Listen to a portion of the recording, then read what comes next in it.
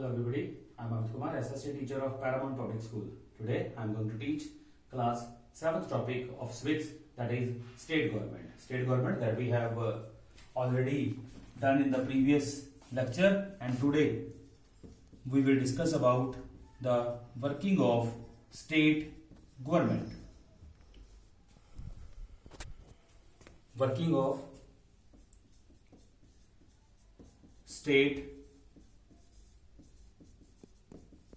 government, or you can also say that here we will discuss about working and formation of government.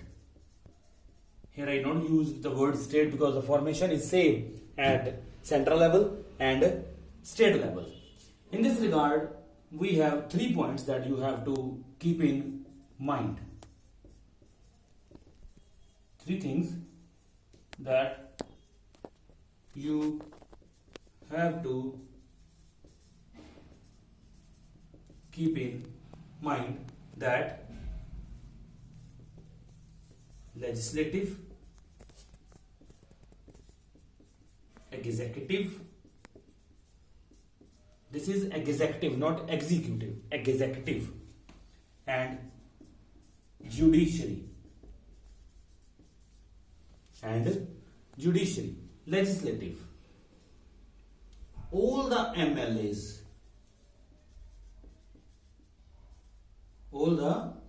MLAs, members of legislative assembly, gathered in legislative assembly are called legislative. Legislative, that is vidhanik. Here legislative assembly is mean vidhan palika. So when they gathered themselves, all the MLAs, like I have given the example of Punjab, that Punjab has total 117 seats. So it is clear that we have total 117 MLAs. After that we have executive, that is karyapalika, that is karjkari. So executive here the real power, and the real power is the chief minister of the state. After chief minister we have council of ministers.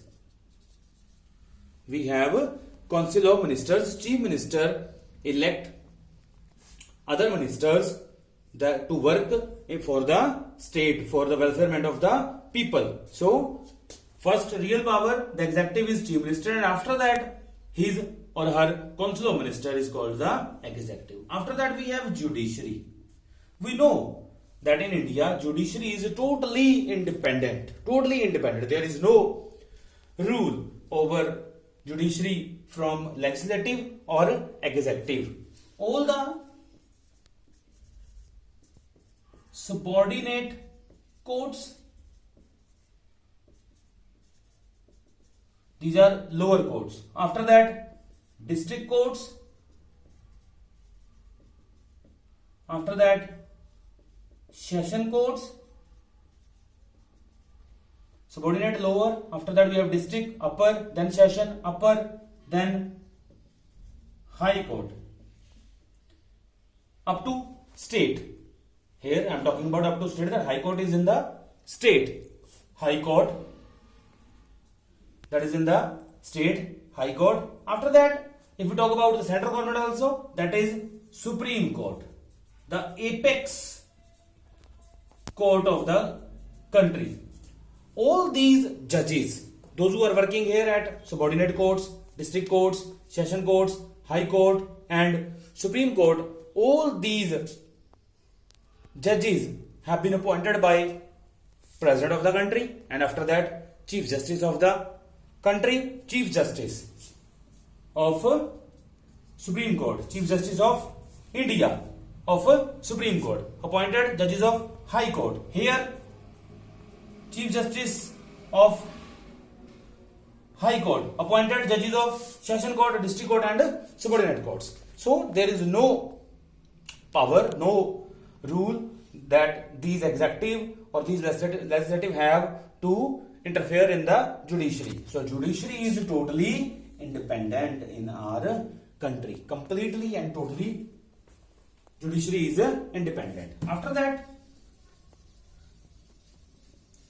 we have how these MLAs becomes ministers and how these ministers get different portfolios. I just explain you about this, that it is not possible that all the MLAs of ruling party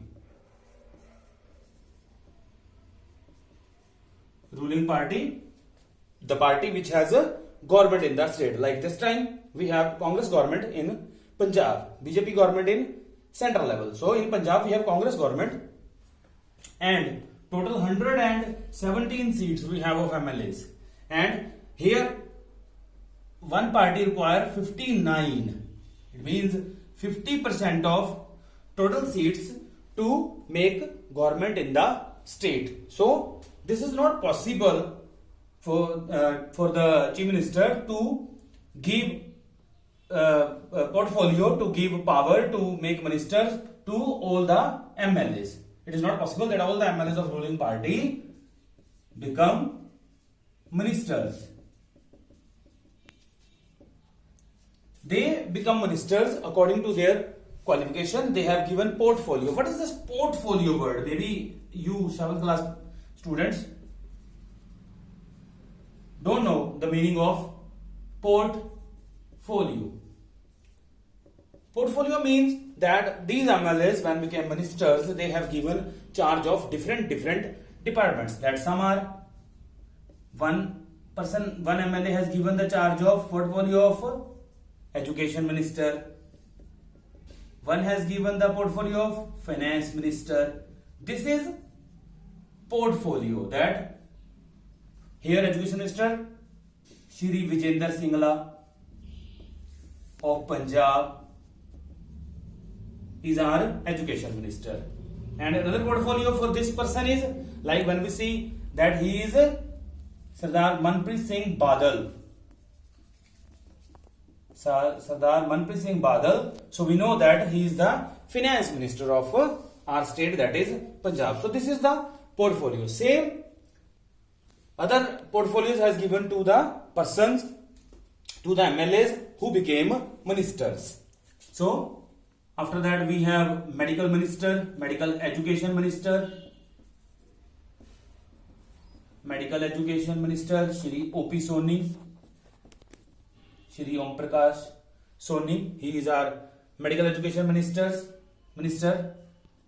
By this, they have given charge of different departments, and for their help, like our education minister's help, like our finance minister's help and medical minister help, they have secretaries to their help. Secretaries for their help. Here secretaries and here secretaries. And these secretaries are not less than IAS officers.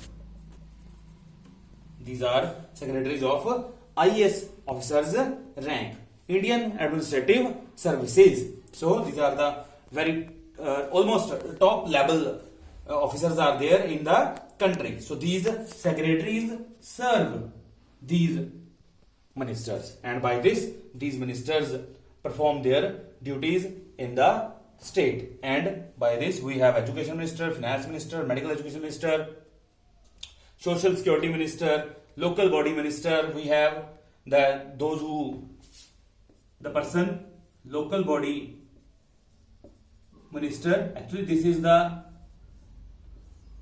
third government that in the previous chapter I told you that we have central government, we have state government, and we have local body government. This is the third government in which we have discussed about municipal corporations, municipal committees, and panchayats. So this minister is really very important regard to these three things, that he has to tackle these municipal corporations, municipal committees, and panchayats, so that all these three wings of the government make sure that they are working easily under this local body minister. So by today up to this, you study this, you read this carefully, and if you have any problem you can send me message also. And after this, in the state government regard, in the very next lecture I will discuss about these two previous lectures also, and we will discuss about these other ministers also. Thank you.